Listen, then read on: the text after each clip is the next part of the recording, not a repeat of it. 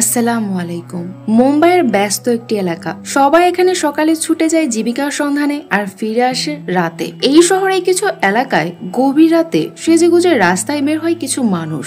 হ্যাঁ, তারাও জীবিকার সন্ধানে রাস্তায় এসেছে। এইসব কলকাতার একজন জ্যোতি আজ সে একজন ক্লায়েন্টের ফোন পেয়ে তার বাড়িতে যায়, কিন্তু সে আর ফিরে আসে না। এইভাবে পরপর 3 দিন 3টি মেয়ে হঠাৎ যেন গায়েব হয়ে যায়। ওই সময় জানা যায় যে শহরে শুধু এই কলগাড়ি নয়, গত 1 মাসে নিখোঁজ হয়েছে 10টি মেয়ে। পুলিশের উপর থেকে চাপ বাড়তে থাকে মেয়েদের নিখোঁজের রহস্য উদ্ঘাটনের জন্য, কিন্তু পুলিশ এই কেসের কোনো ক্লু পাচ্ছিল না। একজন এক্স পুলিশ অফিসার এই কেসটি নিয়ে তদন্ত শুরু করে। তার তদন্তে বেরিয়ে আসে এমন এক রহস্য যা হাড় হিম করে দেয় পুরো মুম্বাই পুলিশের। কেন একে একে নিখোঁজ হচ্ছে এই পতিতা মেয়েরা, আর এসবের পেছনের মাস্টার মাইন্ডই বা কে, তাই জানতে চলেছি আমাদের আজকের মুভিতে। আজ এক্সপ্লেন করব একটি সাসপেন্স, থ্রিল ও টুইস্টে ভরপুর বলিউড মুভি মার্ডার 2। IMDb-তে মুভিটির রেটিং 6.3 আউট অফ 10। তো চলুন দেরি না করে চলে যাই মুভির গল্পে। মুভির শুরুতে কিছু প্রস্টিটিউট মেয়েদের দেখানো হয়। তারা সেজেগুজে রাস্তায় দাঁড়িয়েছিল। এদের মধ্যে জ্যোতি নামের এই মেয়েটিও দাঁড়িয়েছিল।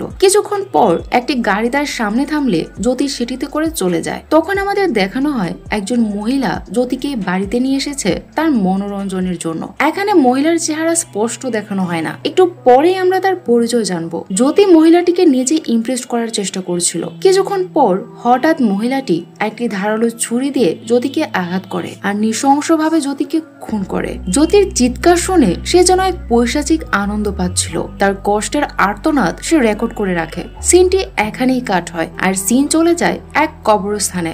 এখানে অর্জুন নামের একটি ছেলেকে দেখানো হয়। সে তার মার কবরে ফুল দিতে এসেছে। সে প্রায়ই এখানে আসে। সে আগে পুলিশ অফিসার ছিল, কিন্তু সে তার চাকরি ছেড়ে দিয়েছে, কারণ সে বুঝতে পারে যে পুলিশে থেকে সৎ থাকাটা সম্ভব নয়। তাছাড়া নিজের মতো করে অপরাধীকে যোগ্য শাস্তি দেওয়া সম্ভব নয়। তাই সে এখন নিজের মর্জি মতোই টাকার বিনিময়ে কন্ট্রাক্টে কাজ করে। সেখান থেকে ফেরার পথে তাকে একজন ফোন করে জানায় যে কিছু লোক তার পাওনা টাকা দিতে চাচ্ছে না। এটি শুনে অর্জুন সেখানে গিয়ে ওই লোকদের মেরে তার টাকা আদায় করে। অর্জুন টাকা নিয়ে বাহিরে বেরিয়ে দেখতে পায় যে সামির নামের এই লোকটি তার জন্য দাঁড়িয়ে আছে। সামির মূলত প্রস্টিটিউট মেয়েদের দালাল হিসেবে কাজ করে। সে অর্জুনের কাছে একটি সাহায্যের জন্য আসে। সামির অর্জুনকে বলে, আমার সাথে যে মেয়েরা কাজ করত তারা হঠাৎ করে কোথায় যেন উধাও হয়ে যাচ্ছে। আমি কোনোভাবেই তাদের সাথে যোগাযোগ করতে পারছি না, আর কেউ তাদের কোনো সন্ধানও দিতে পারছে না। আচমকা তারা সবাই যেন লাপাত্তা হয়ে যাচ্ছে। এটি বলে সামির অর্জুনকে উধাও হয়ে যাওয়া কিছু প্রস্টিটিউট মেয়েদের ছবি দেখায়। এই মেয়েদের ছবির মধ্যে জ্যোতি নামের সেই মেয়েটির ছবিও ছিল, যাকে আমরা মুভির শুরুতে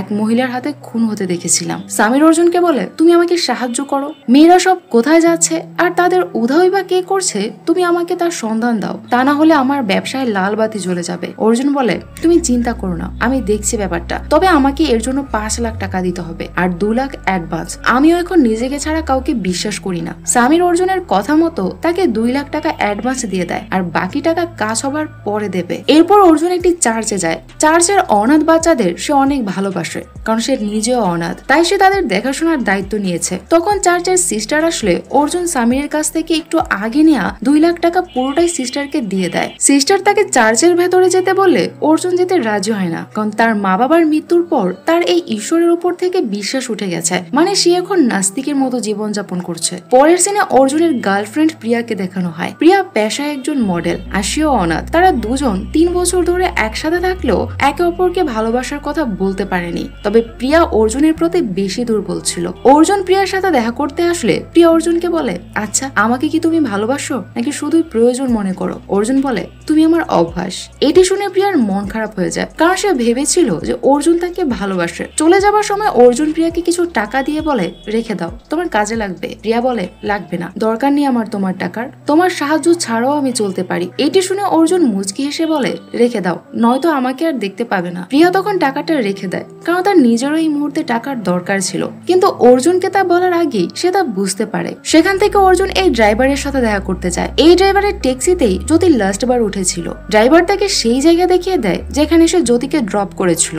ড্রাইভার বলে আমি এখানেই তাকে ড্রপ করেছিলাম। এরপর অন্য আরেকটা গাড়ি এসে জ্যোতিকে নিয়ে যায়। আমি ওই গাড়ি ড্রাইভারের মুখটি অন্ধকারের জন্য দেখতে পাইনি, আর এর বেশি কিছু আমি জানিও না। সে অর্জুনকে জ্যোতির মোবাইলটি দিয়ে বলে যাওয়ার সময় জ্যোতি আমার গাড়িতে তার মোবাইলটি ফেলে যায়, আমি এটি আমার কাছে রেখে দিয়েছিলাম, ভেবেছি দেখা হলে তাকে ফেরত দেব, কিন্তু ওই দিনের পর থেকে আমি তাকে খুঁজেও আর পাইনি। অর্জুন ড্রাইভারের কাছ থেকে আর তেমন কিছুই জানতে পারে না। পরের সিনে আমাদের সেই সাইকো মহিলাকে দেখানো হয়। সে লাল টুকটুকে জামা পরে দুটো কালো বড় ব্যাগ টেনে হিচড়ে একটি কুয়োর কাছে নিয়ে যায়, আর ব্যাগ দুটো ওই শুকনো কুয়োতে ফেলে দেয়। এই লাশ দুটি ছিল দুজন ফরেনার মেয়ের। তখন আমরা দেখি যে কুয়োর ভেতর আরো অনেকগুলো এমন বড় বড় কালো ব্যাগ যেগুলোতে রক্ত লেগে আছে। পরের সিনে আমাদের টিভি নিউজ দেখানো হয়। সেখানে দুজন ফরেনার মেয়ের নিখোঁজ খবর দেখানো হচ্ছিল।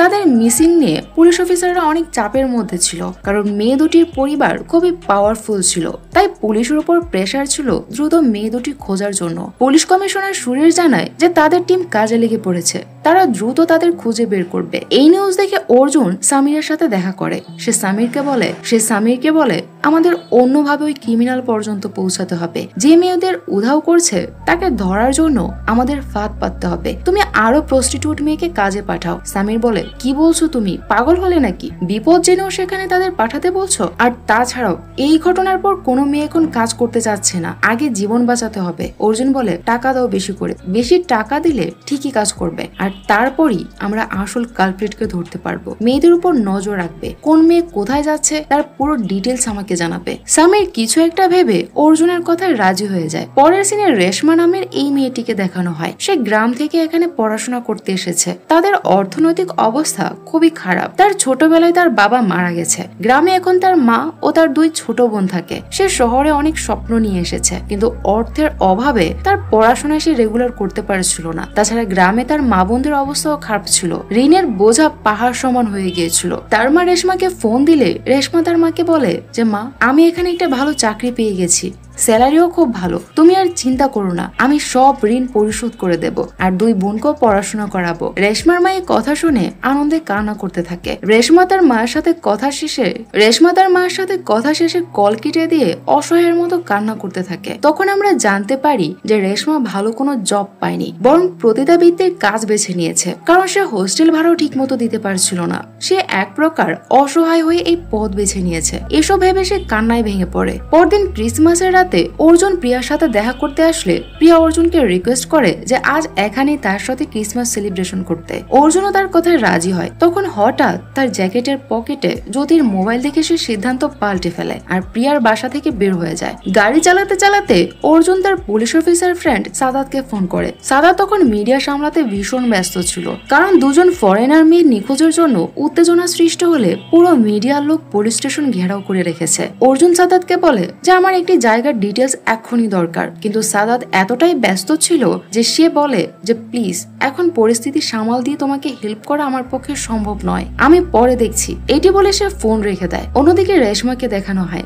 সে আজ প্রথম সামিরের কলগার হিসেবে কাজে জয়েন করেছে। তখন সেখানে ধীরাজ নামের এক লোক গাড়ি নিয়ে দাঁড়ায় আর রেশমাকে গাড়িতে উঠিয়ে নেয়। ধীরাজ রেশমাকে একটি পুরনো বাংলো বাড়িতে নিয়ে আসে। সামির রেশমাকে বলে দিয়েছিল যে সে যেখানে যাবে সেখানকার ঠিকানা তাদের ফোন করে জানাবে, তাই রেশমা ফোন করে সামিরকে তার লোকেশন জানাতে গেলে ধীরাজ তার ফোন নিয়ে নেয়। রেশমাও বিষয়টাকে স্বাভাবিকভাবেই নেয় আর ধীরাজকে তার ফোন দিয়ে দেয়। অন্যদিকে অর্জুন সামিরের ডেরায় এসে তার দলের একজন ছেলেকে জিজ্ঞেস করে যে আজকে কতজন মেয়েকে কাজে পাঠানো হয়েছে আর তারা কোথায় গেছে। ছেলেটি বলে 3 জন মেয়ে গেছে, 2 জন মেয়ে তাদের ঠিকানা দিল, রেশমা নামের মেয়েটি এখনো ফোন করেনি। অর্জুন বলে আজকে মেয়েদের জন্য কোন কোন নাম্বার থেকে কল এসেছিল তার লিস্ট আমাকে দাও। তারপর অর্জুন জ্যোতির মোবাইল বের করে দেখে যে তাকে কোন নাম্বার থেকে লাস্ট কল করা হয়েছিল, আর আজও সেই নাম্বার থেকে কল এসেছে কিনা তা চেক করে। মেয়ে ক্লায়েন্টদের একটি নাম্বারের সাথে জ্যোতির মোবাইলে থাকা ওই নাম্বারে ম্যাচ করে যায়। অর্জুন বুঝতে পারে যে এই নাম্বারের মালিকের সাথেই রেশমা গিয়েছে, যার সাথে জ্যোতিও গিয়েছিল। অন্যদিকে আমাদের ধীরাজকে দেখানো হয় সে রেশমাকে বলে তুমি চুপচাপ এখানে বসো, আমি ফ্রেশ হয়ে আসছি। এটি বলে ধীরাজ ওয়াশরুমে গেলে রেশমা পুরো বাড়ি ঘুরে দেখতে থাকে। হঠাৎ রেশমা একটা রুমে ঢুকে ভয়ে কেঁপে উঠে, তার সারা শরীর যেন ভয়ে কাঁপতে থাকে। সে দেখে যে রুমের দেয়াল জুড়ে তাজা লাল রক্ত লেগে আছে আর ফ্লোরে পড়ে আছে মানুষের একটা কাটা কান। এইসব দেখে মনে হচ্ছিল এটা কোনো হরর মুভির ভয়ঙ্কর একটা জায়গা। রেশমা বুঝতে পারছিল না যে সে এখন কি করবে। তার হাত পা যেন অবশ হয়ে যাচ্ছিল। সে সেখান থেকে পালানোর জন্য দৌড়ে দরজার কাছে গিয়ে দেখে যে দরজায় বড় বড় 3টি তালা ঝুলছে। ভয়ে তার গলা শুকিয়ে যায়। তখন সে তার পেছনে কারো উপস্থিতি অনুভব করতে পারে। পেছনে তাকিয়ে সে দেখে যে ধীরাজ পেছনে দাঁড়িয়ে আছে। রেশমা আরো বেশি ভয় পেয়ে যায়। ধীরাজকে দেখে রেশমা ভয়ে জোরে জোরে চিৎকার করতে থাকে, কারণ সে ছেলেদের পোশাক পরিবর্তন করে মেয়েদের মতো শাড়ি পরে সেজে এসেছিল। রেশমা যেন ভয়ঙ্কর এক রাক্ষসের কবলে পড়ে যায়। রেশমার এত জোরে জোরে চিৎকার শুনে ধীরাজ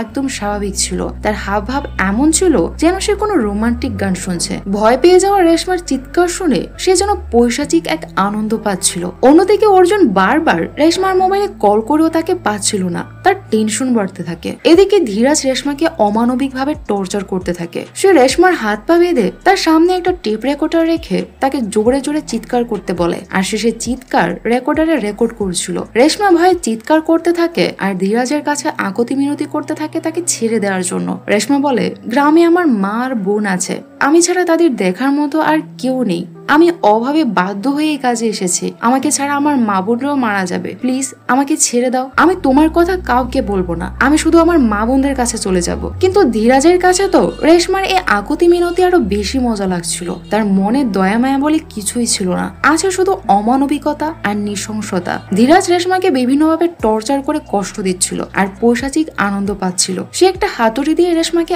আঘাত করতে গেলে রেশমা সরে যায় আর সে হাতুড়ি গিয়ে লাগে ধীরাজের হাতে। অন্যদিকে অর্জুন সেই জায়গায় পৌঁছায় যেখানে ট্যাক্সি ড্রাইভার শেষবার জ্যোতিকে নামিয়ে দিয়েছিল, কারণ তার ধারণা ছিল ওই নাম্বারের মালিকের বাসা আশেপাশেই কোথাও হবে। এদিকে ধীরাজের হাতে হাতুড়ির বাড়ি লাগায় সেখান থেকে রক্ত ঝরতে থাকে। তাই সে দ্রুত তার পোশাক পাল্টিয়ে ছেলেদের পোশাক পরে রেশমার বডিটি টানতে টানতে সেই কুয়োর কাছে নিয়ে যায় আর ওইসব লাশের সাথে তার বডিটিও ফেলে দেয়। এদিকে অর্জুন রেশমার নাম্বারে ফোন করেই যাচ্ছিল, কিন্তু রেশমার কাছে তো তার ফোনই ছিল না। অর্জুনের টেনশন যেন বাড়তেই থাকে। অতিরিক্ত টেনশনে তার মাথা ধরে গেলে সে পাশে একটা ফার্মেসিতে যায় ওষুধ কিনতে। ঠিক সেই ফার্মেসিতেই ধীরাজও তড়িঘড়ি করে আসে তার হাতের চোটের জন্য ওষুধ নিতে। ধীরাজ খুব তাড়াহুড়া করছিল। অর্জুন তাকে জিজ্ঞেস করে যে আপনার হাতে চোট লাগলো কি করে? ধীরাজ আমতা আমতা করতে করতে বলে, বাইক থেকে পড়ে গিয়েছিলাম, তখনই একটু ব্যথা পেয়েছি। কিন্তু অর্জুন বুঝতে পারে যে এই চোট তো বাইক থেকে পড়ে যাওয়ার জন্য হতে পারে না। লোকটার উপরে অর্জুনের কিছুটা সন্দেহ হয়। ধীরাজ তখন রেশমার মোবাইল রাস্তায় ফেলে দেওয়ার জন্য তার সাথে করে নিয়ে আসে আর সেটি সে রাস্তার পাশে একটা ডাস্টবিনে ফেলে দেয়। অর্জুন তখন আবার কিছু একটা মনে করে রেশমার মোবাইলে কল দেয় আর ডাস্টবিনের ভেতর থেকে সে মোবাইলের রিংটোন শুনতে পায়। সে ডাস্টবিনের কাছে গিয়ে দেখে যে রেশমার মোবাইলটি সেখানে আর ধীরাজ বিপরীত দিকে চলে যাচ্ছে। ধীরাজের উপর অর্জুনের সন্দেহ বাড়তে থাকে। সে জ্যোতির মোবাইলের কল লিস্টের লাস্ট নম্বরে কল দিলে তা ধীরাজের মোবাইলে রিং হয়। ধীরাজ কল রিসিভ করে। তার পেছনেই ছিল অর্জুন। অর্জুন ধীরাজকে বলে পিছনে তাকা। অর্জুনের সন্দেহই ঠিক হয়। ধীরাজ পিছনে তাকিয়ে অর্জুনকে দেখে ঘাবড়ে যায়, অর্থাৎ সেও বুঝতে পারে যে সে ধরা পড়ে গেছে। তাই সে দৌড়াতে শুরু করে। অর্জুনও তার পিছু নেয়, কিন্তু কিছু দূর যাবার পরই অর্জুন ধীরাজকে ধরে ফেলে আর তাকে অনেক মারতে থাকে। অর্জুন ধীরাজকে জিজ্ঞেস করে যে মেয়েদের সাথে তুই কি করেছিস, তারা এখন কোথায় আছে? কিন্তু ধীরাজ তাকে কিছুই বলে না। সেখানে অনেক মানুষ জমে যায়। তখনই সেখানে টহল দিতে একটা পুলিশের গাড়ি আসে। তাদের ঝগড়া দেখে পুলিশ তাদের দুজনকে পুলিশ স্টেশনে নিয়ে আসে। পুলিশ স্টেশনে জন নামের এই অফিসারকে দেখানো হয়। একসময় জন ও অর্জুন একসাথে কাজ করত, কিন্তু দুজনের চিন্তা ভাবনা আর কাজের ধরন পুরোপুরি আলাদা ছিল। এজন্য জন ও অর্জুনের মধ্যকার সম্পর্ক একদমই ভালো ছিল না। জন টেবিলের নিচ দিয়ে টাকা নিয়ে কাজ করায় এক্সপার্ট ছিল, কিন্তু অর্জুন তা একদমই পছন্দ করতো না। তাই তাদের দুজনের মধ্যে সবসময় ঝামেলা লেগেই থাকতো। সেই শত্রুতা থেকে অর্জুনকে পুলিশ স্টেশন নিয়ে আসলে জন তাকে লকআপে বন্দি করে রাখে আর ধীরাজকে বাইরে চেয়ারে বসিয়ে রাখে। জন অর্জুনকে বলে, তুই তো পুলিশের চাকরি ছেড়ে দিয়েছিস, কিন্তু আমাদের পিছু কেন ছাড়ছিস না বলতো? অর্জুন বলে, আমাকে যা খুশি বলো, কিন্তু ধীরাজকে ছেড়ো না। সে এখন পর্যন্ত অনেক মেয়েকে গায়েব করেছে। রেশমার সাথে হয়তো সে কোনো খারাপ কিছু করেছে। তাকে জিজ্ঞেস করো সে রেশমাকে কোথায় রেখেছে, এত মেয়েদের সে কেন গায়েব করেছে। জন বলে, আমরা কি করব, কাকে কি জিজ্ঞেস করব, সেটা কি আমাদের তুই শিখাবি? আমি জানি কাকে কি জিজ্ঞেস করতে হবে আর কার সাথে কেমন ব্যবহার করতে হবে। সে অর্জুনকে আরো উল্টাপাল্টা কথা বলে অপমান করতে থাকে। জন ধীরাজের কাছে এসে জিজ্ঞেস করে, তোর নাম কি আর কোথায় থাকিস? ধীরাজ বলে, আমার নাম ধীরাজ পান্ডে আর আমি কোথায় থাকি সেটা এখন আমার মনে পড়ছে না। জন বলে, পুলিশকে কি পাগল ভাবছিস? তুই কোথায় থাকিস সেটা তোর মনে নেই নাকি মনে করাতে হবে? ধীরাজ আবার গল্প বানিয়ে বলতে থাকে, স্যার আমার মাথায় ব্রেন টিউমার আছে, আমি সবকিছু মনে রাখতে পারি না, মাঝে মাঝে একটা কিছু মনে হয় আবার একটু পরেই তা ভুলে যাই। তখনই একজন কনস্টেবল এসে জনকে ধীরাজের গাড়ির পেপার দেখায়। জন তখন ধীরাজকে বলে, কিরে তোর গাড়িও আছে, গাড়ি কিভাবে চালাতে হয় সেটা দেখছি তোর মনে থাকে। ধীরাজ বলে, স্যার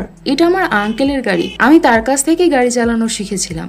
জন বলে, তোর আঙ্কেলের নাম কি, কোথা থাকে সে? ধীরাজ বলে, তার নাম তো এখন আমার মনে পড়ছে না স্যার, আমি আমার একটা ডায়েরিতে সবকিছু লিখে রাখি, কিন্তু সেটা এখন আমার বাড়িতে আছে। ধীরাজের এমন উল্টাপাল্টা কথা শুনে জনেরও তাকে সন্দেহ হয়, তাই সে ধীরাজকে জিজ্ঞেস করে, তুই মেয়েগুলোকে কেন গায়েব করেছিস আর তারা এখন কোথায় আছে? তখন ধীরাজ ভয়ানক ভাবে বলতে থাকে যে তাদের যেখানে থাকার দরকার তারা সেখানেই আছে। জন বলে, কোথায় আর কার কাছে তাদের বিক্রি করেছিস? ধীরাজ হাসতে হাসতে বলে, বিক্রি করব কেন, আমি তো তাদের বিক্রি করিনি, তাদের কেটে টুকরো টুকরো করে ফেলেছি। এই কথা শুনে জন যেন একেবারে শকড হয়ে যায়। সে তখনই অফিসার সাদাতকে ফোন করে সবকিছু খুলে বলে। সাদাত জনকে বলে, আপনি ধীরাজকে আটকে রাখুন আর অর্জুনকে ছেড়ে দিন, আমি এক্ষুনি আসছি। অন্যদিকে ধীরাজ তার টেবিলের সামনে একটা ম্যাগাজিনে প্রিয়ার ছবি দেখে আর তার দিকে তাকিয়ে থাকে, যেন সে আবার তার শিকার খুঁজছে। সে প্রিয়ার ছবিতে পাশে থাকা কলম দিয়ে আঁকিবুকি করতে থাকে। তখন সেখানে একজন কনস্টেবল ধীরাজকে হ্যান্ডকাপ পরাতে আসে। সে ধীরাজকে প্রিয়ার ছবিতে আঁকিবুকি করতে দেখে বলে,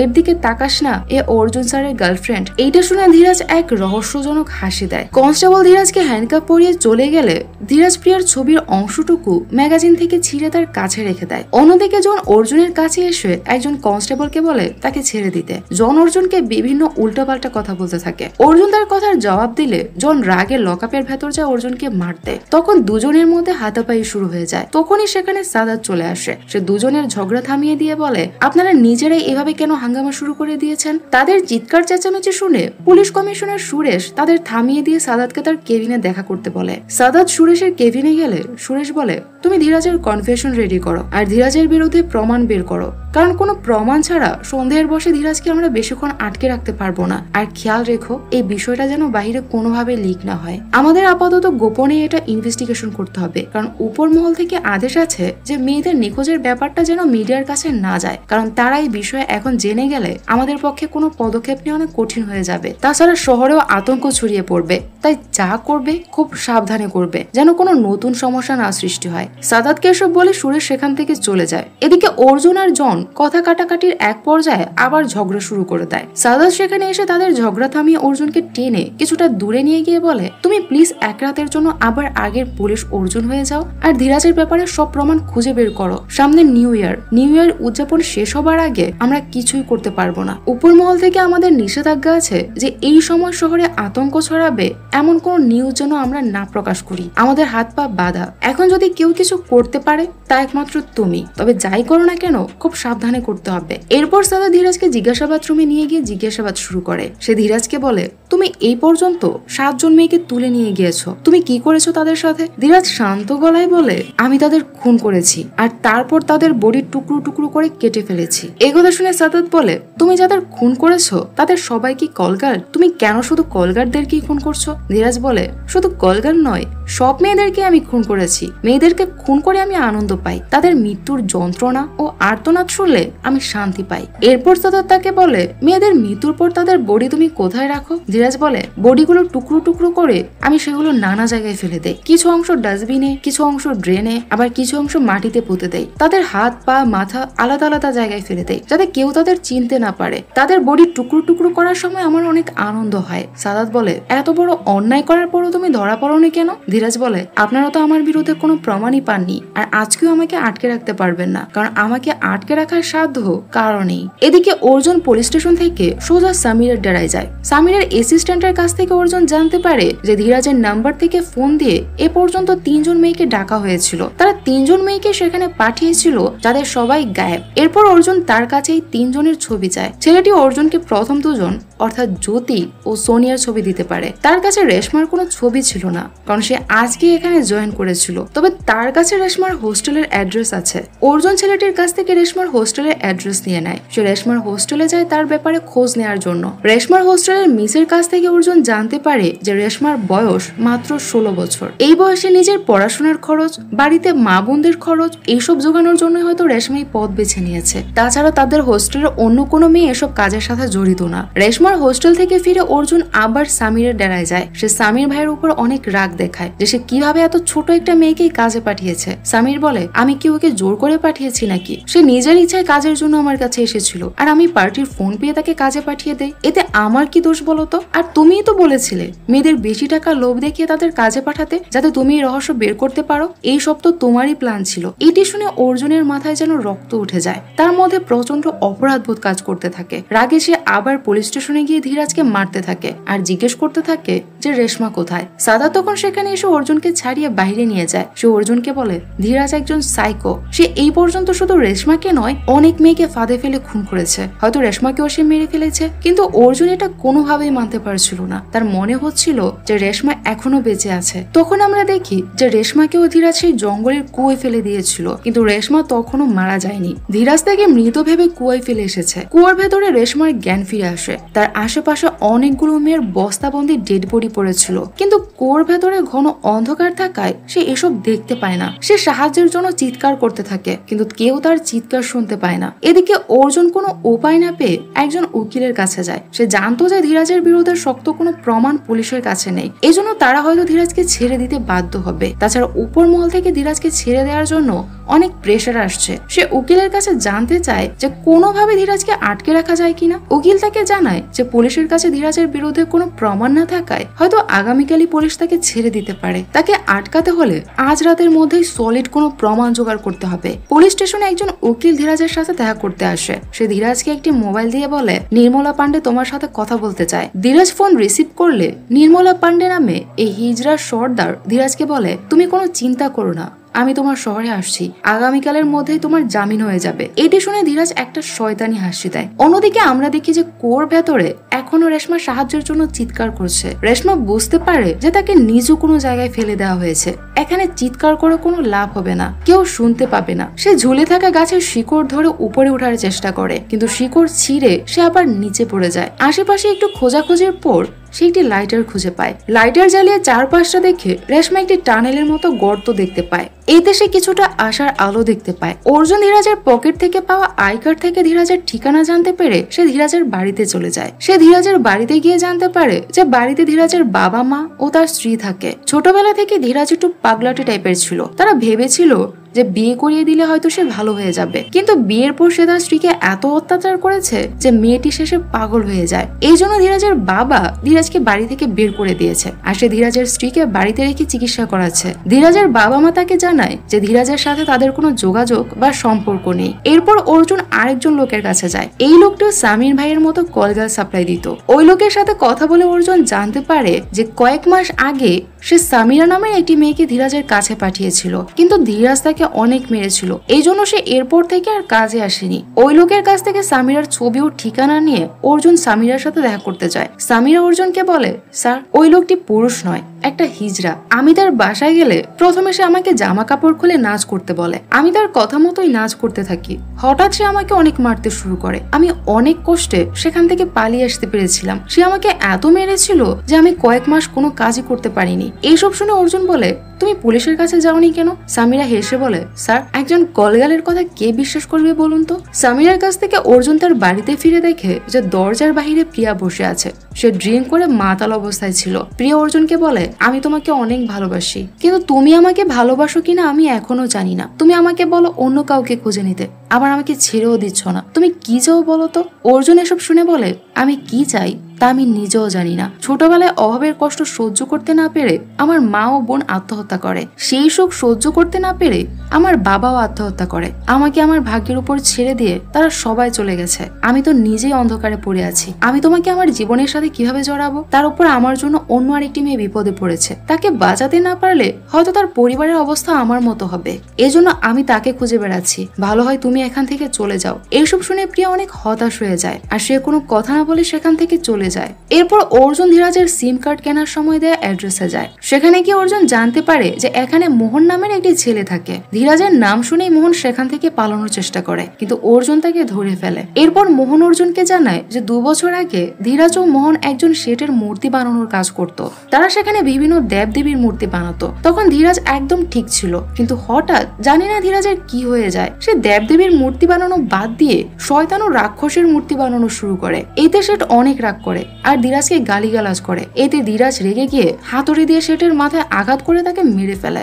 এরপর আমি ভয়ে সেখান থেকে পালিয়ে আসি। এরপর থেকে তার সাথে আমার আর কোনো যোগাযোগ নেই। এখান থেকেও ধীরাজের বিরুদ্ধে কোনো প্রমাণ না পেয়ে অর্জুন ফিরে আসে। এদিকে সাদা ধীরাজকে কমিশনার সুরেশের সামনে বসিয়ে তার স্টেটমেন্ট রেকর্ড করার চেষ্টা করে, কিন্তু এবার ধীরাজ তার স্টেটমেন্ট বদলে ফেলে। সে সুরেশকে বলে যে তার মাথায় ব্রেন টিউমার, এই জন্য সে কিছুই মনে রাখতে পারে না। তার নিজের নামটাও তার মনে নেই। ধীরাজের মুখ থেকে কথা বের করতে না পেরে সুরেশ সাইকিয়াট্রিস্ট ডক্টর সাদিয়া নামের একজন ডক্টরকে ডাকে, যাতে সে ধীরাজের মাইন্ড ডিস্টোর্ট করে কথার জালে ফেলে সত্যি কথা বের করে আনতে পারে। ডক্টর সাদিয়া কথায় ভুলিয়ে ধীরাজের কাছ থেকে সত্যিটা জানার চেষ্টা করে। ধীরাজ তাকে তার অতীত সম্পর্কে বলতে শুরু করে। সে তার বাবা মায়ের সাথে কানপুরে থাকতো, কিন্তু তার বাবার ট্রান্সফার হওয়ায় সেখান থেকে তারা গোয়া চলে আসে। কিছু বছর আগে তার বাবা মা জোর করে তাকে বিয়ে করিয়ে দিয়েছিল, কিন্তু বিয়ের কিছুদিনের মধ্যেই সে তার স্ত্রীকে ছেড়ে দেয়। সাদিয়া বলে, তুমি তোমার বউকে ছেড়ে দিয়েছো কেন? তুমি কি নপুংসক নাকি মেয়েদের ঘৃণা করো? ধীরাজ বলে, দুটোই, কিন্তু আমি নিজেই নিজেকে নপুংসক বানিয়েছি।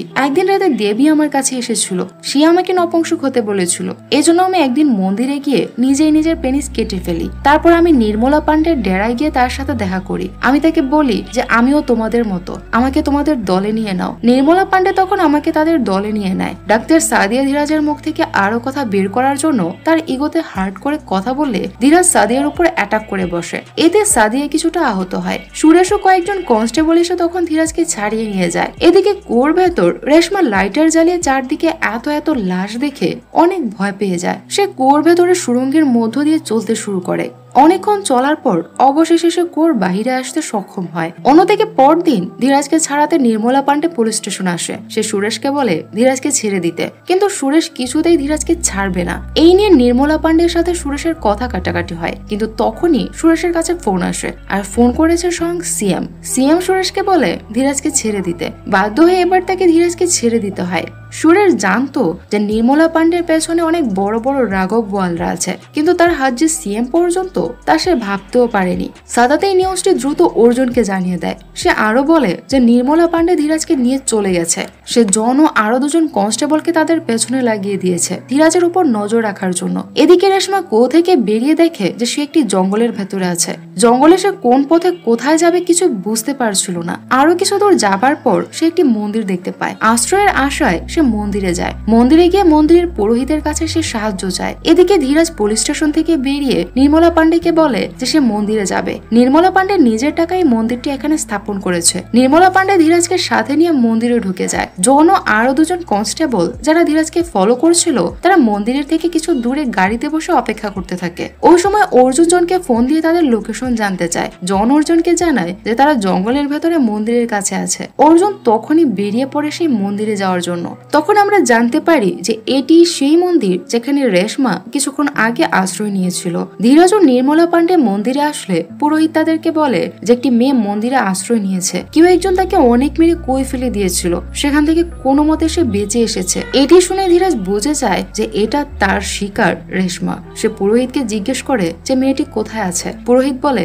আমি মেয়েটিকে মন্দিরের পেছনের ঘরে আশ্রয় দিয়েছি। ধীরাজ মন্দিরে পূজা দিয়ে কেমন যেন আজও ব্যবহার করতে শুরু করে। এটি দেখে এবার নির্মলার তার উপর সন্দেহ হওয়া শুরু হয়। সে ধীরাজকে বলে তাকে সব সত্যিটা বলতে। এইটি শুনে ধীরাজ দেবীর সামনে থাকা ছুরি নিয়ে নির্মলাকে খুন করে ফেলে। ওই সময় পুরোহিত সেখানে চলে আসলে সে পুরোহিতকে নির্মম ভাবে খুন করে। এরপর সে মন্দিরের পেছনের রুমে যায় রেশমার কাছে। রেশমা তাকে দেখে অনেক ভয় পেয়ে যায়। সে বুঝতে পারে যে বাঘের হাত থেকে বাঁচতে গিয়ে সে বাঘের খাঁচায় চলে এসেছে। এবার তার আর বাঁচার কোনো রাস্তা নেই। ধীরাজ রেশমাকে খুন করে তার শরীর টুকরো টুকরো করে ফেলে। ওই সময় রেশমার চিৎকার শুনে জন সেখানে গিয়ে রেশমাকে মরে পড়ে থাকতে দেখে। তারা আসার আগেই ধীরাজ সেখান থেকে চলে যায়। এদিকে অর্জুন সেখানে এসে রেশমাকে মৃত অবস্থায় দেখে অনেক কান্না করতে থাকে। সে মনে করে যে তার জন্য রেশমার এই অবস্থা হয়েছে। রেশমা মুসলিম থাকায় ধর্মীয় রীতি মেনে রেশমাকে দাফন করা হয়। ওই সময় রেশমার মা ও বোনেরাও সেখানে ছিল। রেশমার জন্য তারা অনেক কান্না করে। ওই দিন রাতে প্রিয়ার কাছে একটি কল আসে। একজন লোক প্রিয়াকে জানায় যে সে একটি বিজ্ঞাপন এজেন্সি চালায়। আজ রাতে তাদের একটি ভিডিও শুট আছে আর এর জন্য তারা প্রিয়াকে সিলেক্ট করেছে। সে প্রিয়াকে একটি অ্যাড্রেস দিয়ে সেখানে আসতে বলে ভিডিও শুটের জন্য।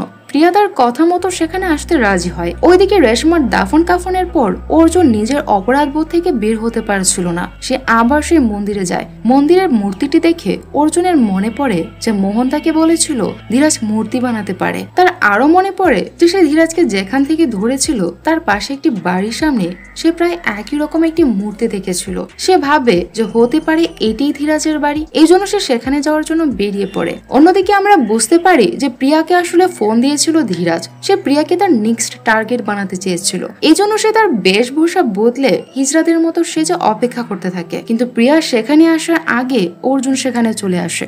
অর্জুনকে দেখে ধীরাজ তার উপর অ্যাটাক করে, কিন্তু ধীরাজ অর্জুনের সাথে পেরে ওঠে না। এক পর্যায়ে ধীরাজ অর্জুনের পায়ে একটি ছুরি ঢুকিয়ে দেয়, কিন্তু অর্জুন ধীরাজকে মেরে অজ্ঞান করে ফেলে। ওই সময় প্রিয়া সেখানে আসে। সে এইসব দেখে অনেক অবাক হয়ে যায়। অর্জুন তখন প্রিয়াকে সেখান থেকে চলে যেতে বলে, কিন্তু প্রিয়া অর্জুনকে বলে যে সে তাকে এভাবে রেখে কিছুতেই যাবে না। ওই সময় ধীরাজ সুযোগ পেয়ে একটি রড দিয়ে মাথায় আঘাত করে অর্জুনকে অজ্ঞান করে ফেলে। এরপর সে প্রিয়াকে অনেক মারতে থাকে। প্রিয়াকে সে তার অন্য শিকারের মতো হাত পায়ে বেঁধে তার টেপ রেকর্ডারটি অন করে দেয় প্রিয়ার চিৎকার রেকর্ড করার জন্য। এরপর সে যখন তার অস্ত্র দিয়ে প্রিয়াকে মারতে যাবে তখন অর্জুনের জ্ঞান ফিরে আসে। সে ধীরাজকে এবার অনেক মারে। সে যখন ধীরাজের অস্ত্র দিয়ে ধীরাজকে মারতে যাবে তখনই সেখানে সাদাত ও জন চলে আসে। সে অর্জুনকে নিষেধ করে যে সে যেন আইন নিজের হাতে তুলে না নেয়, কিন্তু তখনই টেপ রেকর্ডারে রেশমার আর্তনাদের অডিও প্লে হয়ে যায়। অর্জুন তার নিজেকে আর সামলাতে না পেরে ধীরাজকে মেরে ফেলে। সাদাত তখন অর্জুনের কাছে এসে ধীরাজের বডিতে আরো 2টা গুলি করে যেন এটিকে এনকাউন্টার কেস বানানো যায় আর অর্জুন ফেসে না যায়। এরপর অর্জুন রেশমার বাড়িতে গিয়ে তাদের দরজার সামনে কিছু টাকা রেখে আসে, যাতে তা দিয়ে রেশমার মা পরিবার চালাতে পারে। রেশমার মায়ের সামনে দাঁড়িয়ে কথা বলার মতো সাহস অর্জুনের ছিল না। ধীরাজ ছোটবেলা থেকে সাইকো টাইপের ছিল। মেয়েদের কষ্ট দিয়ে সে এক পৈশাচিক আনন্দ পেত। এই জন্য সে মেয়েদের কিডন্যাপ করে তার বাসায় নিয়ে কষ্ট দিয়ে খুন করত। আর কলগার্ডদের যেহেতু কোনো কষ্ট ছাড়াই বাসায় নিয়ে আসা সম্ভব, এজন্য সে কলগার্ডদেরকে বেশি টার্গেট করত। মুভির শেষ সিনে অর্জুন প্রিয়াকে নিয়ে এবার চার্চের ভেতরে যায়। সেখানে সে প্রিয়াকে বলে যে সেও তাকে ভালোবাসে। আর এই সিনটির মধ্য দিয়েই মুভিটি শেষ হয়ে যায়। তো মুভির গল্প আপনাদের কাছে কেমন লেগেছে তা কমেন্টে জানাতে ভুলবেন না। সবাই ভালো থাকবেন, সুস্থ থাকবেন আর আমাদের সাথেই থাকবেন। আল্লাহ হাফেজ।